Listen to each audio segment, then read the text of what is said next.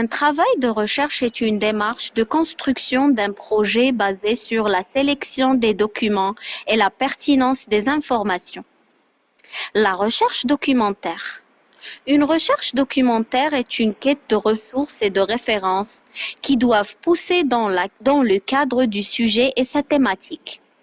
La méthodologie de recherche documentaire est une démarche scientifique qui se base sur la pertinence dans la quête des informations, qui renvoie à tout ce qui sert de preuve et de témoignage pour savoir déterminer le sujet. La recherche de l'information. Du général vers le particulier.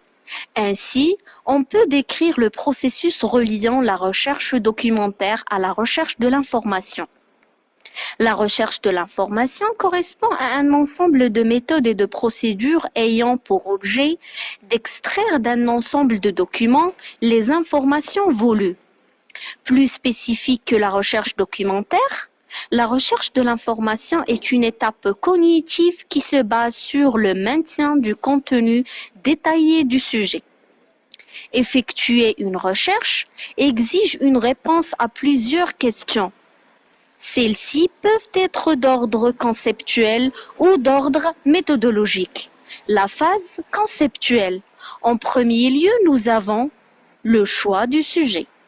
Une recherche doit répondre à un besoin par la justification du choix, qui signifie une architecture et décomposition claire du sujet sous forme de concepts clés.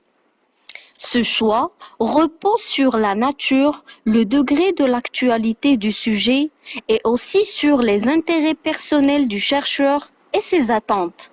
Pour cela, on peut faire recours à la méthode KKOCUP. Le qui, le quoi, le quand, le où, le comment et le pourquoi. Le but de la recherche. La déterminaison du but de la recherche, c'est essayer d'expliquer l'ensemble des documents, des références disponibles pour aboutir à un travail cohérent. Les questions de la recherche. La structure d'une recherche se base sur des questions, une centrale et motrice qui recouvre la thématique générale de la recherche. D'autres questions qu'on peut qualifier sous forme de questions de caractère descriptif puisqu'elles véhiculent les éléments à traiter. Les hypothèses. L'hypothèse tend à émettre une relation entre les procédures de la recherche, entre le choix du sujet et la problématique de la recherche. Parmi les caractéristiques d'une hypothèse, on cite qu'elle doit être précise et vérifiable. La problématique. La problématique est une interrogation spécifique dans le cadre conceptuel. Elle permet la définition de la thématique globale du sujet. Le cadre théorique et le cadre pratique.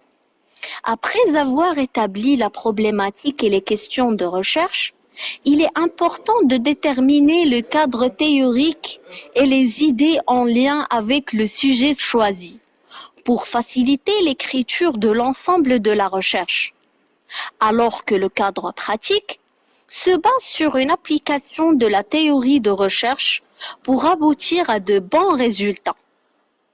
Suite à la phase conceptuelle, nous avons la phase méthodologique, qui s'intéresse au processus de localisation des concepts du travail en déterminant le choix du devis de la recherche, en définissant la population ciblée, la méthode de collecte de données et leur analyse. Le choix du devis de recherche. Le contenu de devis de recherche varie selon le contexte et montre que le projet contribue aux attentes des organisations au programme de financement. Le devis justifie la pertinence et décrit les caractéristiques d'un projet de recherche que l'on vise à accomplir. Définir la population et l'échantillon. La population peut être constituée de personnes, d'organisations ou d'objets matériels. C'est pourquoi il est nécessaire de sélectionner une partie de la population, l'échantillonnage. L'échantillonnage doit être représentatif pour que les conclusions de la recherche puissent être généralisées. Autrement dit, un bon échantillon doit être représentatif de la population dont il est issu. Les méthodes de collecte de données. Les méthodes qualitatives et quantitatives. La méthode qualitative se base sur des données numériques et statistiques, en adoptant une approche déductive pour dégager les lois générales. Exemple d'une recherche en sciences exactes ou de travail et d'une pure objectivité. Dans cette méthode, le chercheur se met à l'extérieur de la situation d'analyse. Par contre, sa position intérieure dans la méthode quantitative. Celle-ci s'intéresse à de multiples supports pour l'appréhension des phénomènes. L'exemple d'une étude sociologique qui exige une observation participante du chercheur en se plaçant dans le terrain pour détecter les manifestations de sa recherche. La méthode quantitative permet de mesurer et de qualifier un phénomène donné. La méthode quantitative permet d'analyser un phénomène de façon complète et approfondie. Les méthodes de collecte de données sont le questionnaire, l'entretien, l'observation ou bien l'expérimentation. Les méthodes d'analyse de données. Pour analyser les données, on doit faire recours aux indicateurs et aux données de référence pour corroborer notre recherche. On doit établir une méthode de méta-analyse qui nous permet de synthétiser les résultats de recherche afin d'extraire, de sélectionner et de combiner les résultats d'études précédentes couvrant la même question.